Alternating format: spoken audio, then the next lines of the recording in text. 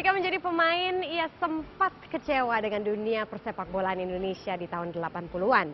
Untuk itu, ia banting setir menjadi pegawai kantoran.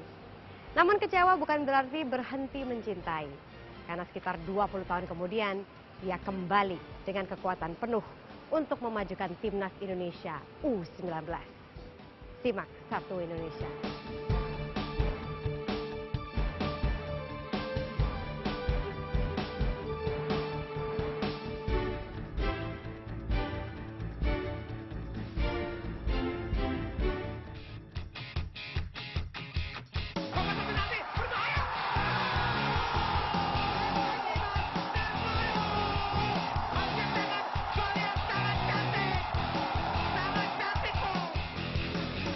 Pertandingan tim nasional U19 melawan Korea Selatan pada 12 Oktober silam merupakan kemenangan yang ditunggu masyarakat Indonesia. Tim Garuda Muda berhasil mengalahkan Korea Selatan dengan skor 3-2 di Stadion Gelora Bung Karno. Dengan ini, tim Garuda Muda menjadi juara di grup penyisihan dan akan bermain di putaran final AFC U19 di Myanmar tahun depan. Kekompakan para pemain timnas dari berbagai daerah di Indonesia adalah kunci utama dalam meraih sukses. Untuk level tim nasional lebih mudah bagi anak-anak itu untuk bersatu. Ketika mereka dipancing, kalian bekerja untuk negara, kalian bekerja untuk bangsa ini, untuk masyarakat ini, mereka akan jauh lebih nyaman, jauh lebih cepat menyatu. Tapi yang harus diingat adalah proses menyatu itu tidak sekedar diomongi, tidak sekedar dibilangi, tidak sekedar dipancing-pancing dengan ucapan. Itu harus ada tindakan nyata di lapangan. Kapten tim U19 Evan Dimas Darmono mencetak 3 gol. Namun kemenangan ini adalah hasil perjuangan semua pemain, tim analisa strategi dan pelatih. Perjuangan ini mendapat apresiasi dari banyak pihak, termasuk mantan pemain nasional Indonesia. Semuanya individu pemainnya itu luar biasa. Tim Indonesia itu luar biasa. Cuma mungkin kerjasamanya yang kurang, kalau menurut saya kurang. Tapi semuanya luar biasa. Indra Syafri adalah tokoh utama yang menemukan dan menyatukan para talenta lapangan hijau dari berbagai daerah di pelosok Indonesia, yang akhirnya menjadi kebanggaan bangsa dan negara.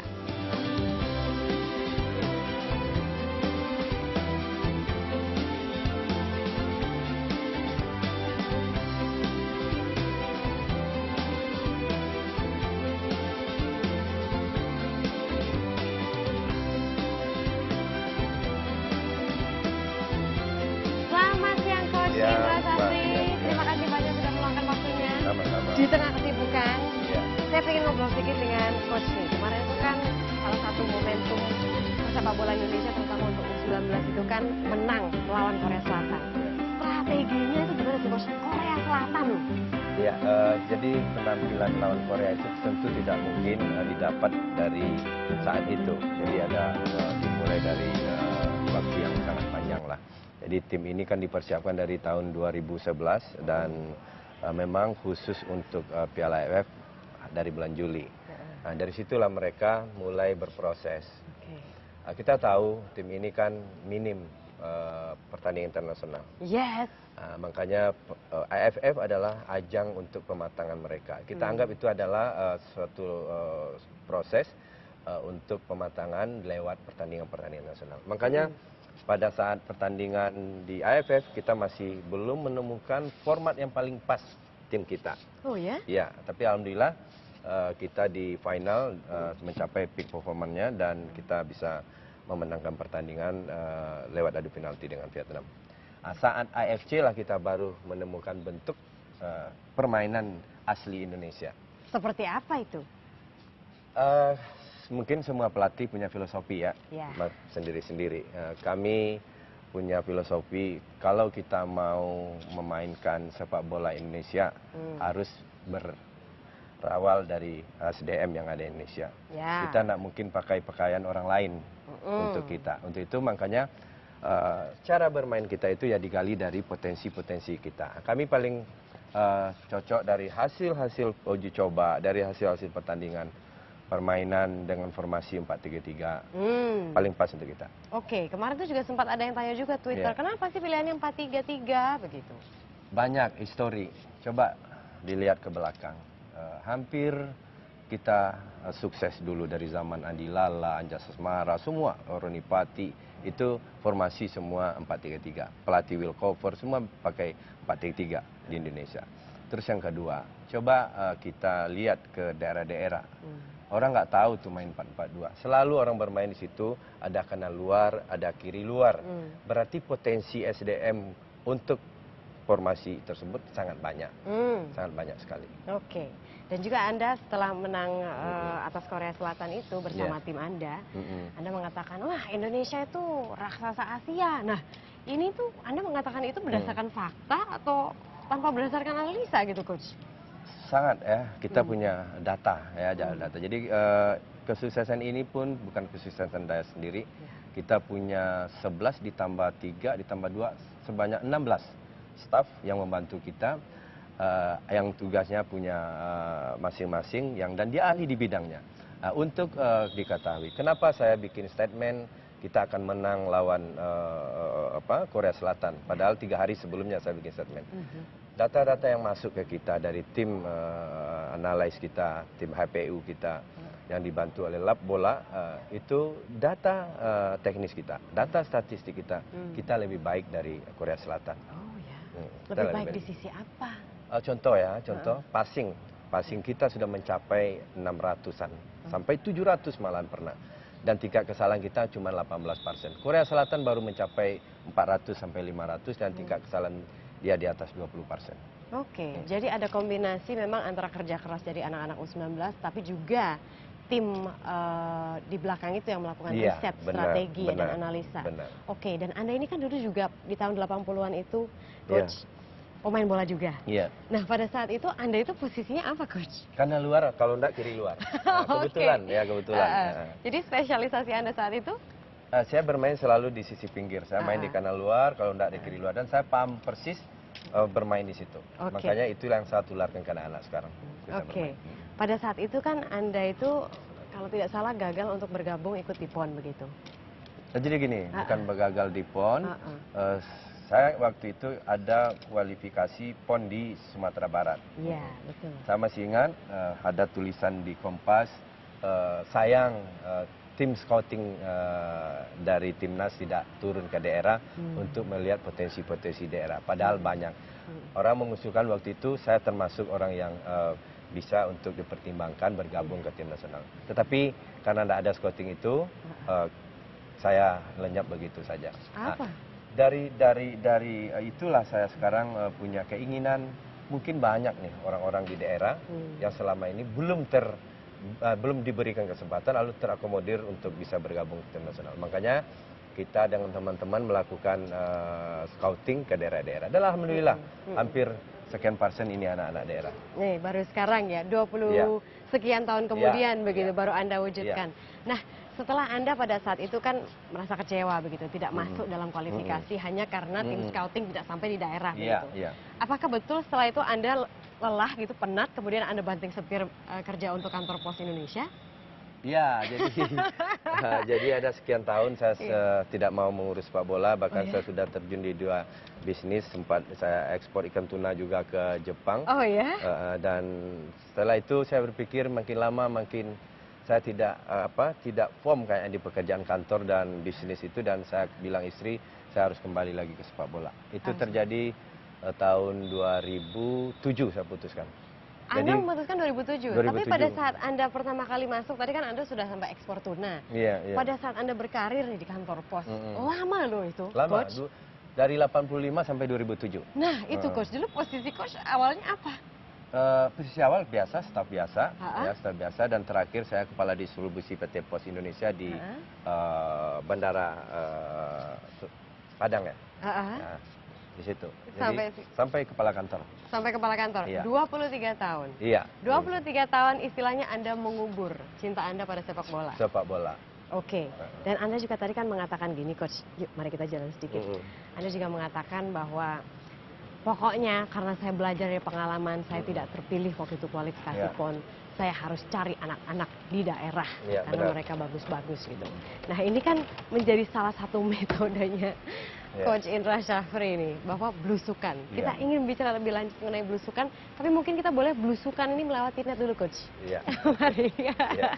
Oke, dan Anda juga enggan menggunakan pemain naturalisasi. Kenapa Coach? Nggak masuk di logika saya itu bukan. Kenapa nggak masuk Coach? Bangsa sebesar ini, Ha-ha. kita mau pakai orang-orang dari luar, kan nggak masuk logika.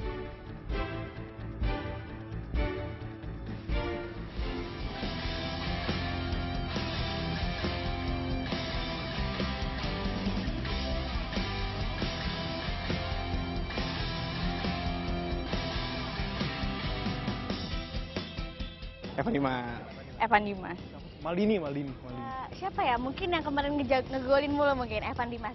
Bagus mainnya Maldini sih. Maldini sama Evan Dimas itu gila banget itu orang dua. Maldini ya. Saya suka itu ya Maldini. Kayaknya Evan Dimas sama Ipu Tugade deh. Evan Dimas. Pastinya Evan Dimas.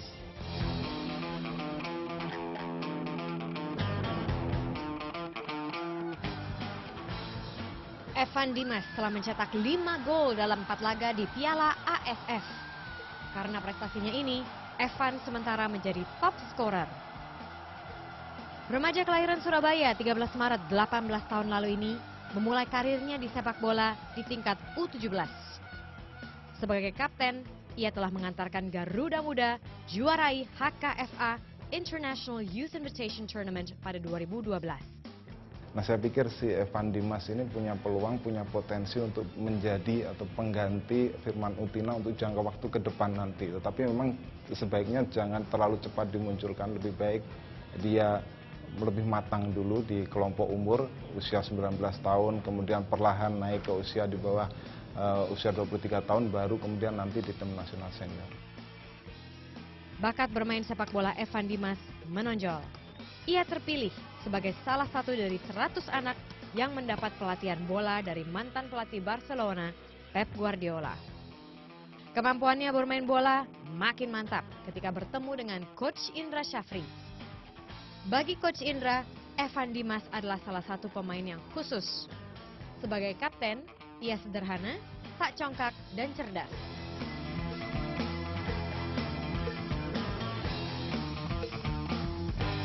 Evan anak yang baik. Saya kenal dia waktu sebelum dia main di tim nasional, waktu ada acara Nike dulu.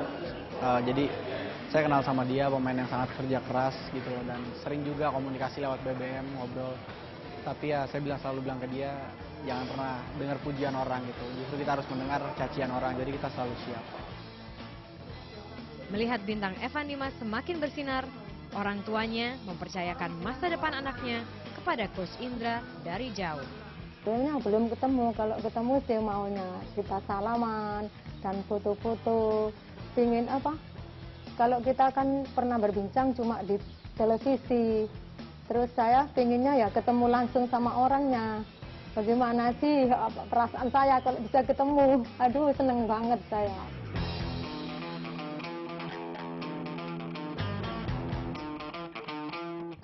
Nah, Coach, teknik Anda mencari pemain-pemain berbakat di seluruh Indonesia itu adalah belusukan.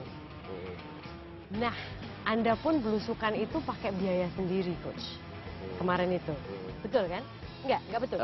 Jadi gini, saya mau luruskan, bukan biaya sendiri, tetapi waktu itu ada teman-teman lah yang bantu ya, ada beberapa teman yang punya kedudukan bagus di perusahaan, ya kayak teman saya di PT Freeport, Pak Nur Hadi juga bantu, dan mereka lah yang membantu. Tapi kan harusnya hal tersebut nggak harus terjadi. Maksudnya nggak harus terjadi? Ya harusnya kan kita ada federasi. Harusnya federasi saat itu harus membantu untuk program itu.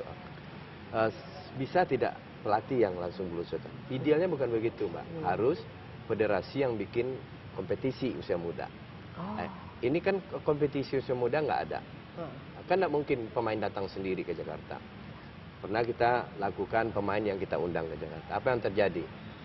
Dia harus beli tiket. Kadang-kadang pingin dia mau seleksi tim nasional, ada yang dengar jual rumah, macam-macam, warung. sempat terjadi waktu itu keluar hal-hal yang nggak kita inginkan. Nah, makanya kita ngambil kesimpulan sekarang kita yang datang ke daerah.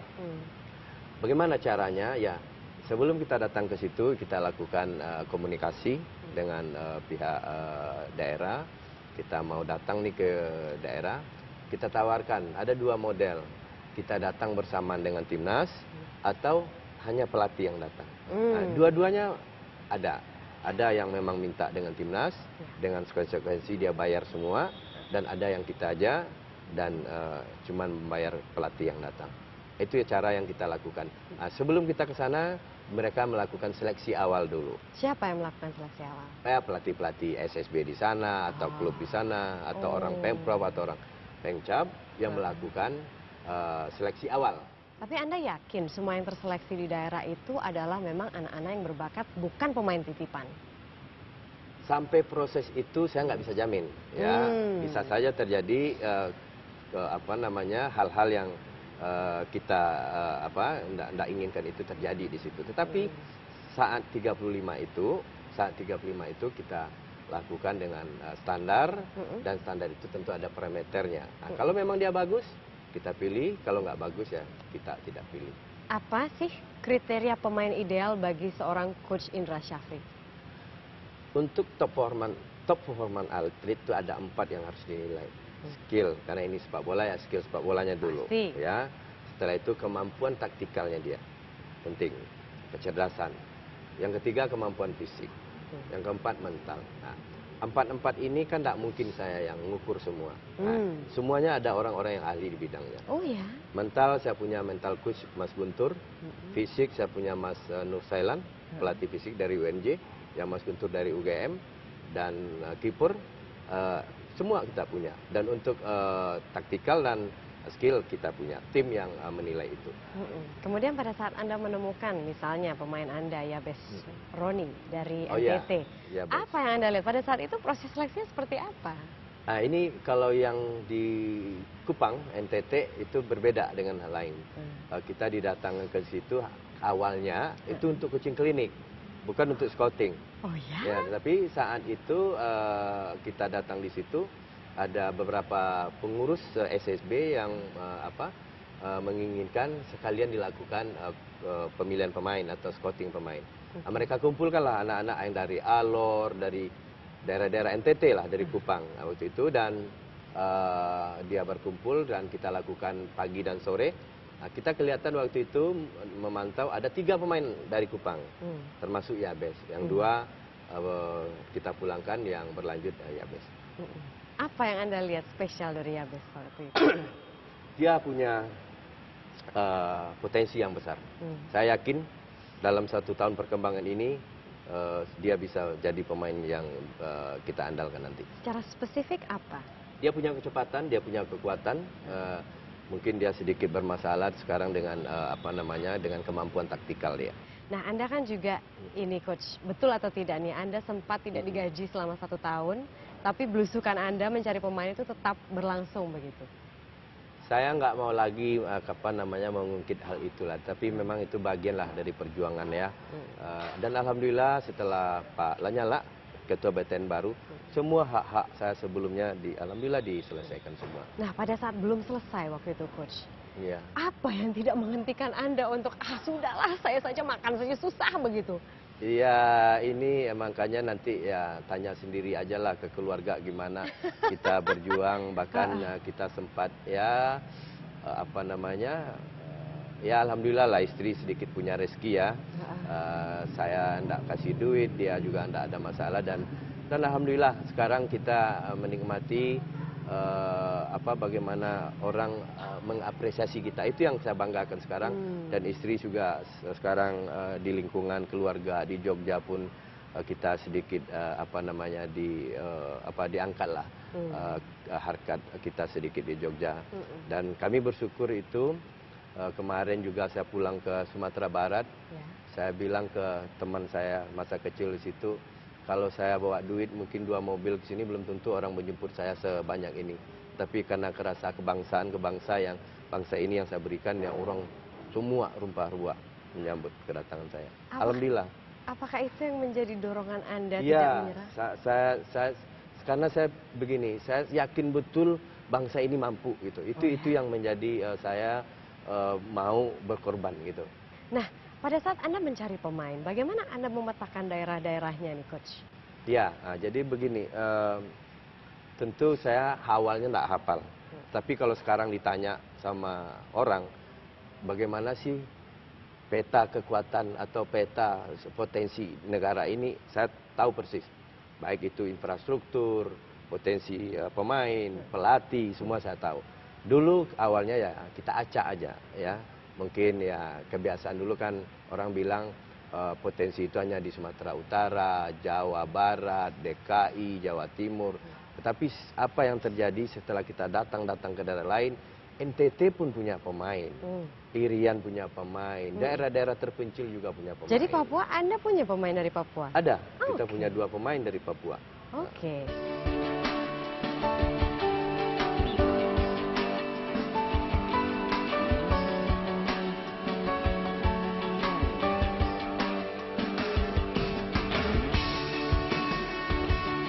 Ya mungkin kayak disiplin, terus kayak itu apa, kayak hubungan motivasi ke anak-anak kalau mau bertanding itu baik. Kalau marah ya wajar kan, pelatih kalau pemainnya salah satu pemainnya melakukan kesalahan pasti marah dia. Tapi marahnya itu untuk kebaikan kita, Mas. Tapi di luar pertandingan kita sudah biasa lagi, kembali normal.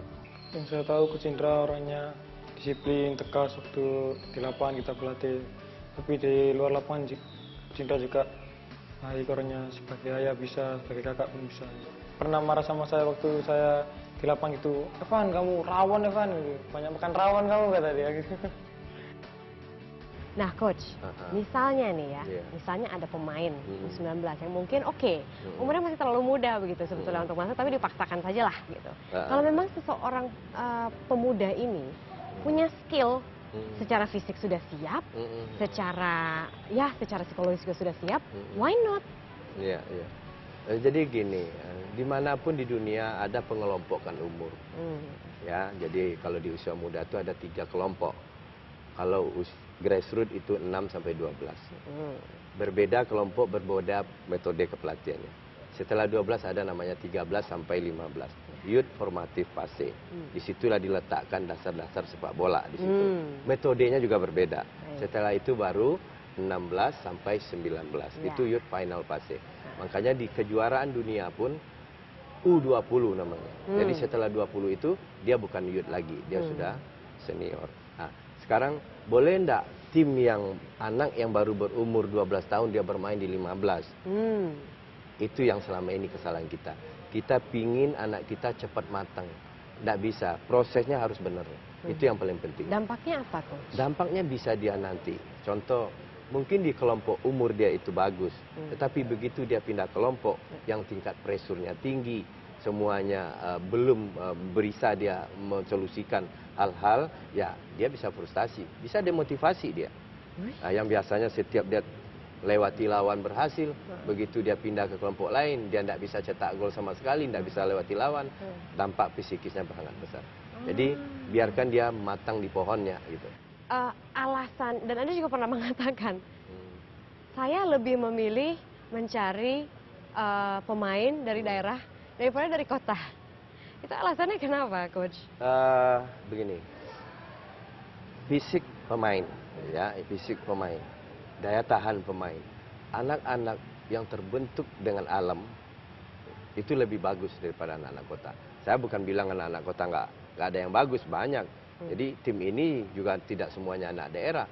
Ada anak-anak yang di kota-kota besar lahirnya, ya. Tetapi secara alami anak-anak yang dari desa, yang dari kota dibandingkan mereka lebih kaya gerak anak-anak yang di desa. Mereka bisa berlari kemana saja, pernah dikejar anjing, pernah naik, pernah mandi di sungai, pernah manjat pohon. Dia semua geraknya kaya gitu, dibandingkan dengan anak-anak yang dari kota. Oke, dan Anda juga enggan menggunakan pemain naturalisasi. Kenapa, Coach? Nggak masuk di logika saya, itu bukan. Kenapa nggak masuk, Bangsa sebesar ini, kita mau pakai orang-orang dari luar, kan nggak masuk logika. Kita punya potensi, banyak pemain yang ada di Indonesia. Memang? Kecuali negara-negara kecil kayak Singapura, Filipina, yang untuk mengajak anak main bola aja di situ susah. Saya punya teman Dejan Gulusevic dari Singapura, melatih tim nasional U19 yang sama, kelompok umurnya. Dia bilang mencari pemain aja di situ susah untuk bermain sepak bola. Kita banyak pemain. Sekarang mau nggak kita mencari pemain itu?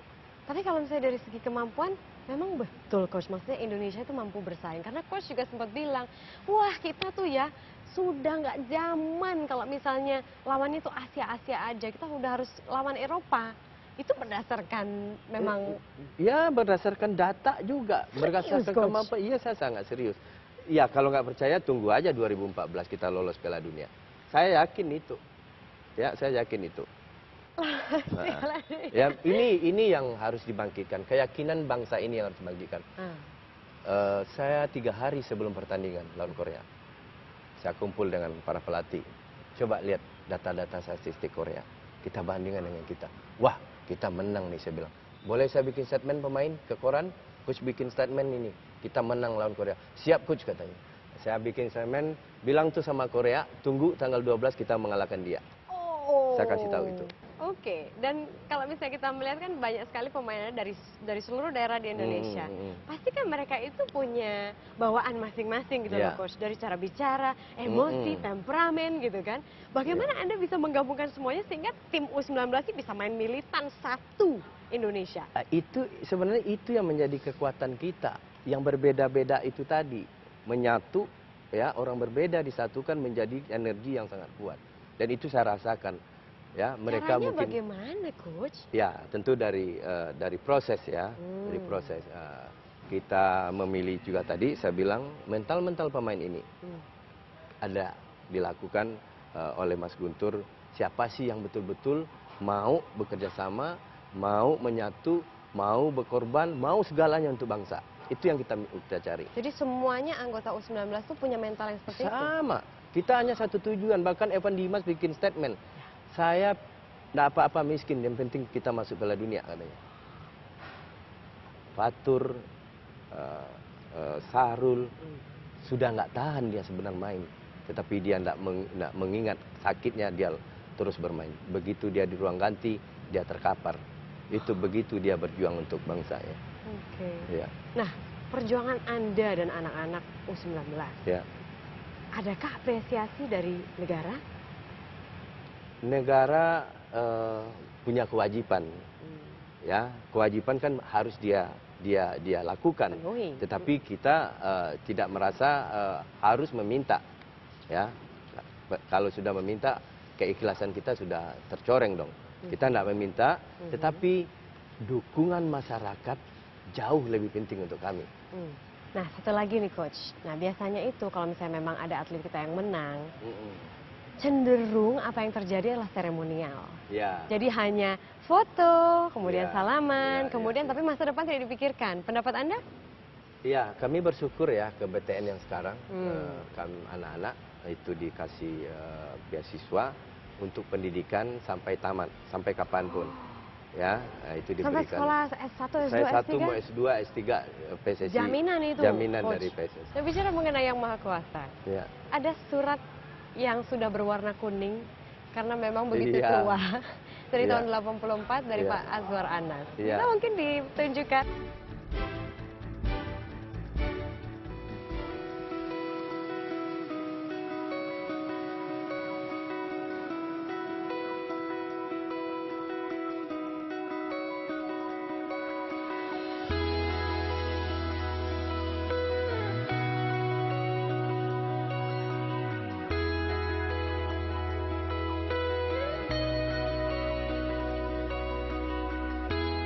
Mei 2009, Indra Syafri bertugas sebagai instruktur dan pemandu bakat PSSI.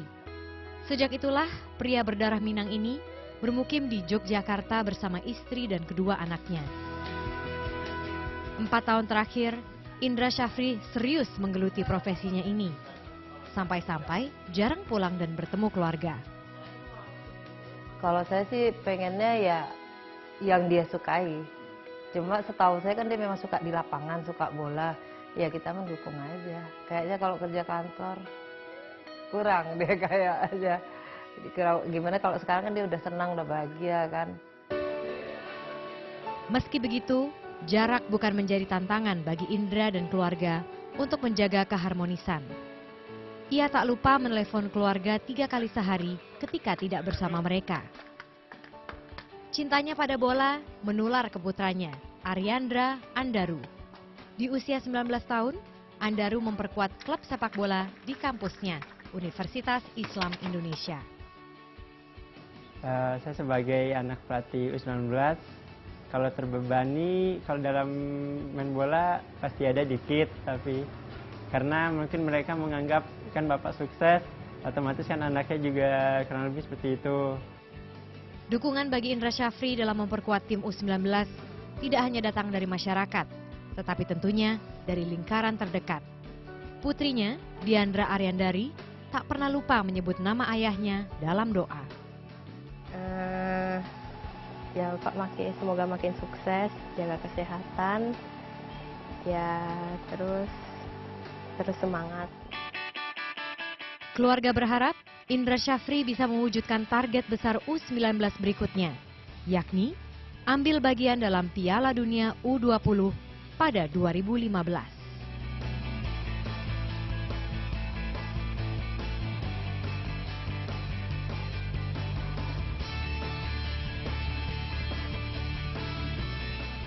Dalam hidup Anda setidaknya ada 2 cinta.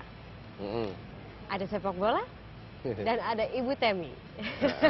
Nah ceritanya pada saat Anda ketemu Ibu Temi pun itu, Anda sedang mau bermain sepak bola di lapangan di belakang rumahnya Ibu Temi, betul? Kok tahu? Nah itu dia, itu namanya riset. Iya. Nah bisa mau ceritakan pada saat itu dulu seperti apa? Dulu saya SMP kan masih di kampung, ya.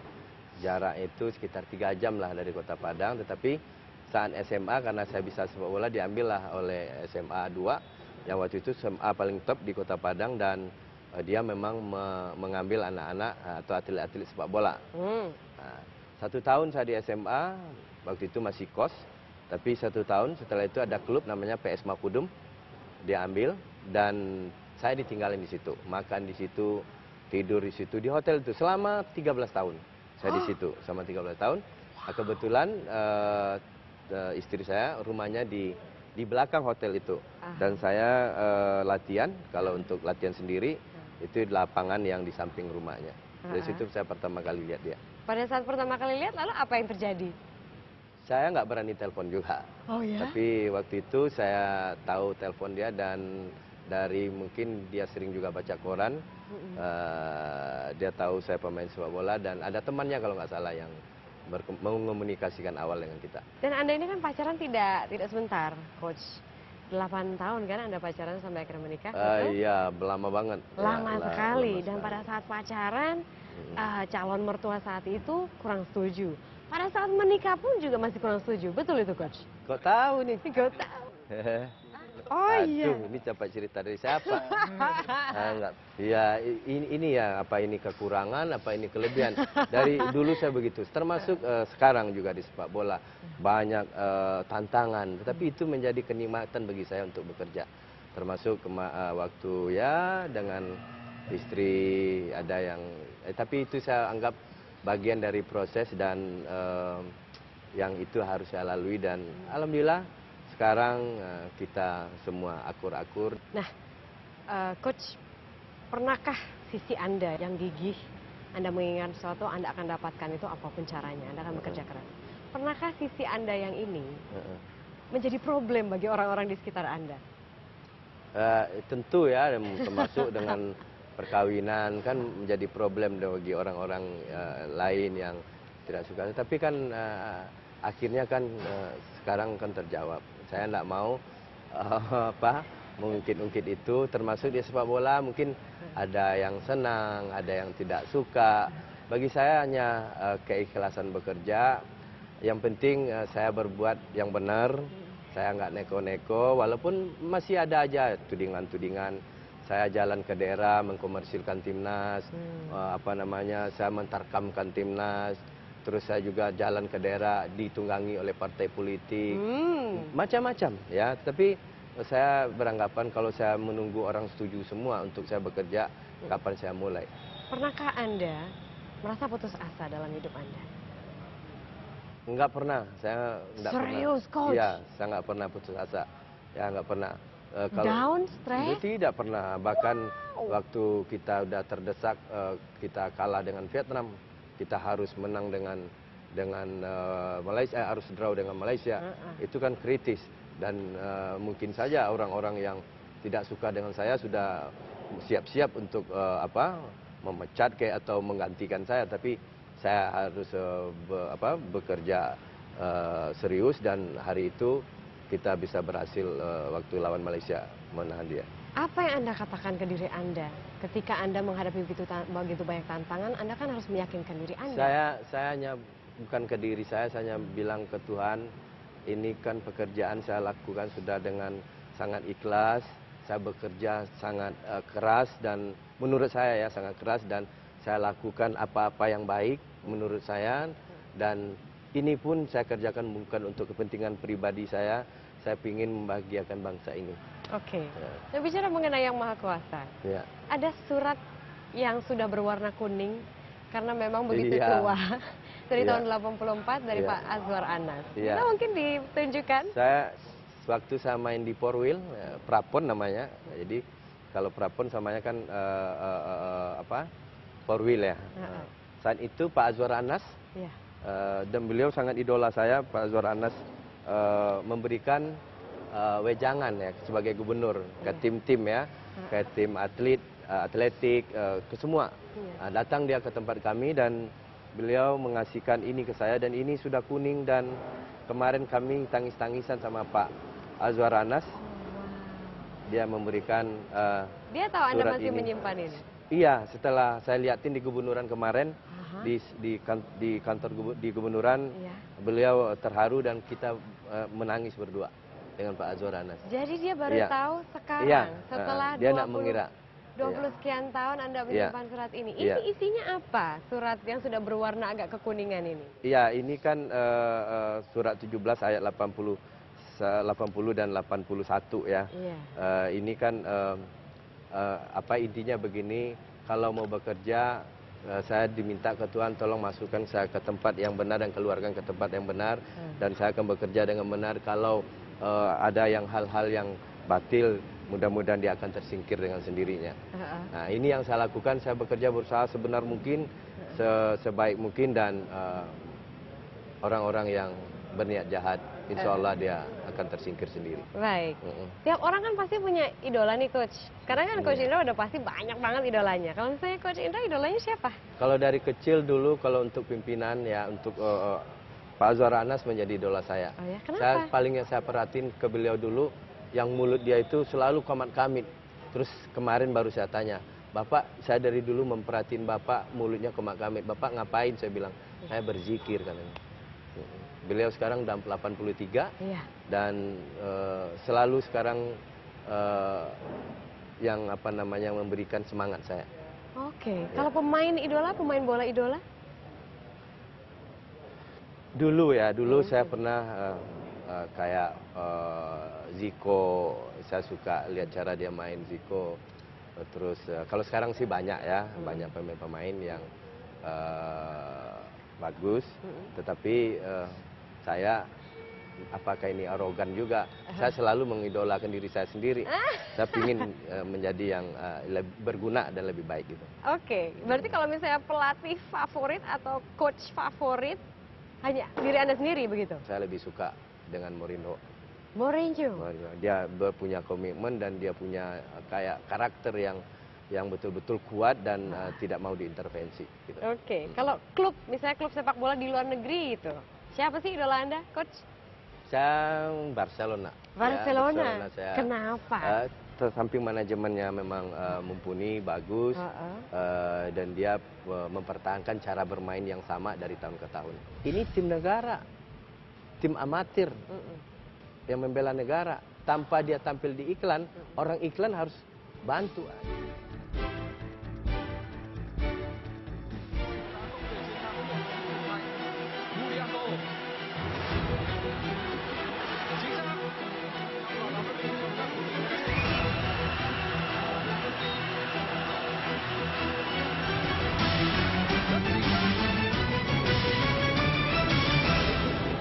U19 pertahanin, bahkan kalau bisa lebih baik lagi sampai ke liga internasional lagi lah, pokoknya di luar.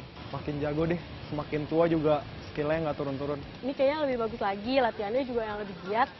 Terus pokoknya bagus deh buat U19 itu keren banget mainnya. Saya harap pemainnya untuk lebih giat berlatih lagi, nggak usah memikirkan keutamanya lebih ke klub, utamakan bela negara dulu lah. Semoga bisa maju terus ke Piala Dunia dan bisa membanggakan nama Indonesia. Berharap banget U19 bisa ngebawa nama Indonesia, apalagi persepak bolaan Indonesia lebih tinggi lagi. Nggak usah ikut-ikut jadi bintang iklan deh, nggak penting.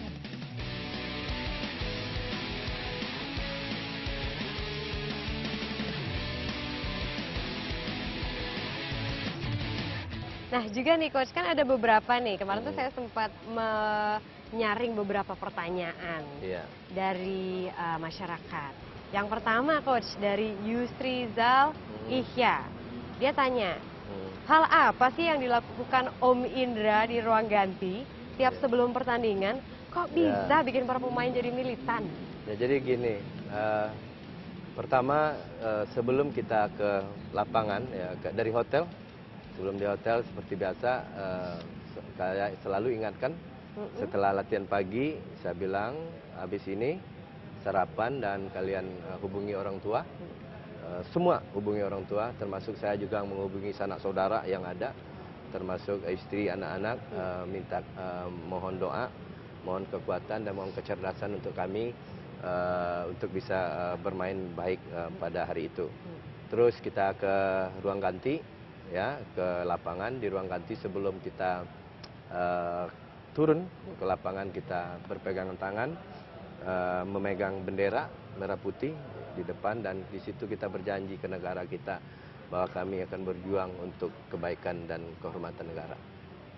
Itu? Ya, dan kami ada yang ya menangis lah di situ. Oh ya?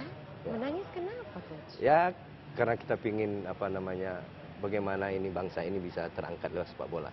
Itu yang kita inginkan. Nah pertanyaan berikut nih Coach, ada dari Lubis Jo. Kalau U19 uji coba, mau pilih uji coba sama klub apa yang ada di luar Indonesia?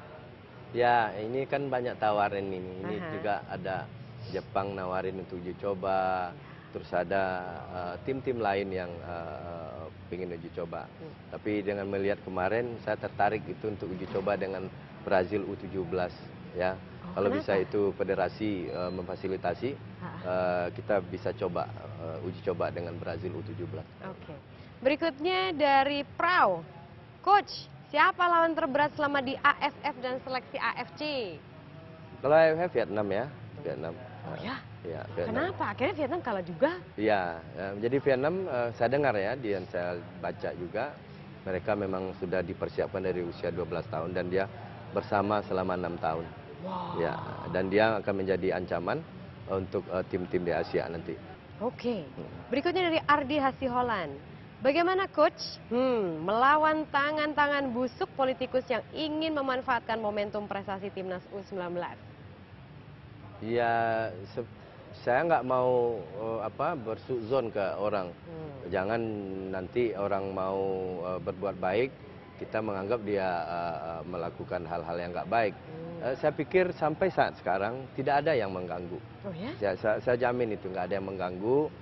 Dalam hal batas-batas saja, batas-batas yang wajar lah. Tidak ada yang misalnya melakukan hal-hal yang di luar batas lah. Batas wajar itu apa Coach? Ya, kita berkomunikasi dengan pemain, klub yang ada pingin ambil pemain, itu kan hal wajar. Kalau memang pemain tersebut mau kan gitu. Nah, tapi kami menghimbau ke klub, siapapun, mungkin sponsor, cobalah diberikan kami kenyamanan, ketenangan dalam mempersiapkan diri ini. Oke. Benar nggak sih Coach kalau misalnya Evan Dimas itu adalah pemain kuncinya? Jadi sebenarnya kalau misalnya tanpa Evan Dimas itu ya U19 tuh tidak akan sukses ini, benarkah? Tidak juga, tapi Evan Dimas termasuk pemain penting bagi kita, iya. Oh iya. Tetapi semua pemain, termasuk yang cadangan juga menjadi penting untuk kita. Ingat dengan Filipina, begitu kita buntu dengan pemain 11 kita yang pertama, kita masukkan Yabes, malah Yabes yang bikin gol. Jadi membangun sebuah tim tidak membangun individu per individu, tetapi membangun bagaimana tim ini bisa bekerja sama. Kalau ada satu pemain yang tidak bisa, kita harus tahu siapa penggantinya. Berarti tidak ada sistem anak emas ya? Oh, tidak ada. Sama sekali tidak ada. Tidak ada bintang di timnas U19. Tidak ada bintang di U19? Tidak ada bintang. Oke, bicara mengenai bintang, prestasi U19 ini sudah maksudnya di mata Indonesia baik. Iya. Kemudian tampaknya sampai luar negeri juga nih Coach. Australia, Brisbane Roar, baru-baru ini mengatakan tertarik untuk merekrut anak-anak U19. Tanggapan Anda? Ya, terima kasih apresiasi itu. Tapi seperti yang kami sampaikan tadi, berikan kami dulu 1 tahun ini, ya. Biarkan mereka dulu belajar 1 tahun ini di kita, dan kita punya pekerjaan besar. Bagaimana kita bisa lolos. Nah, ini bicara mengenai Piala Dunia. Kemarin saja sebelum kita ke Piala Dunia itu, waktu bertanding dengan Korea Selatan, tiba-tiba Korea Selatan korek-korek nih Coach. Evan Dimas. Evan Dimas itu kan dari Persebaya 1927. Nah, 1927 itu kan tidak termasuk dalam tim 4 besar yang sudah melebur antara LPI dan LSI. Nah, statusnya nggak legal dong. Iya. Jadi begini, ini bukan pertandingan antar klub. Ya, ini pertandingan negara lawan negara. Memang boleh seperti itu statusnya? Iya, persyaratannya adalah di regulasi AFC, 1, kelahiran tahun 95. Oke. 2, dibuktikan dengan paspor. Apakah dia memang warga negara Indonesia. Evan Dimas adalah warga negara Indonesia. Tidak ada alasan untuk bilang Evan Dimas legal. Dia bukan orang Brunei, dia orang Indonesia asli. Yang main di Indonesia dan lahir Indonesia, punya paspor Indonesia. Kecuali kalau antar klub, dia harus pemain klub itu, tidak boleh dia bermasalah, dipermasalahkan oleh klub lain. Tapi kalau misalnya menurut aturan internasional sebenarnya nggak masalah? Tidak ada masalah. Oh, Kenapa? Rupanya. Oke. Ini pun bukan tim profesional, ini tim usia muda. Kalau begitu, 8 pemain kita tidak punya klub. Kan tidak punya klub, ada yang dapat dari desa. Apa orang desa nggak punya main bola? Iya. Ya, nah, itu. Itu mungkin untuk pelurusannya. Yang saya dengar nih Coach, anak-anak U19 nggak boleh dapat iklan, nggak boleh nerima iklan. Benar nggak Coach? Jadi begini, supaya tidak rancu, ini kan bukan tim profesional, ini kan tim negara. Sebenarnya tanpa bermain iklan pun perusahaan itu harus bantu dong. Kenapa harus beriklan? Kenapa harus diiklan-iklankan juga negara gitu? Kecuali dia bermain di klub, ya kayak Ronaldo. Dia bukan untuk Spanyol dia beriklan, saat di Spanyol dia beriklan. Tapi saat dia di klub sebagai profesional. Ini tim negara, tim amatir yang membela negara. Tanpa dia tampil di iklan, orang iklan harus bantu aja, enggak perlu. Bantu. Iya. Tapi kesejahteraan berarti menjadi salah satu ini dong, maksudnya salah satu visi Coach Indra dong. Oh iya, iya. Nah, tapi kesejahteraan yang ini bagaimana, Coach? Kan selama ini menjadi problem atlet Indonesia begitu, kesejahteraannya kemana-mana. Akhirnya kalau sudah nggak dipakai, jadi apa? Jadi tukang becak, jadi sopir, kan kasihan, iya, Coach. Makanya pasca ya, pasca jadi atlet itu, situ mungkin peran pemerintah, ya, peran pemerintah harus di situ. Jadi kalau saat sekarang ya kita kan cukup-cukup aja nih, ya, cukuplah makan ada, semua ada, ya, anak-anak juga begitu, nggak ada yang dipikirin. Ya, semuanya serba beres. Tapi kan pasca nanti, setelah dia tidak main bola, kan itu yang harus dipikirkan oleh pemerintah. Selama ini kan U19 menang, menangnya itu di kandang. Ya. Kalau misalnya di tandang, kira-kira nasibnya seperti apa ya, Coach? Ya, ini kan yang perlu kita desain nanti, makanya pertandingan uji coba keluar itu penting.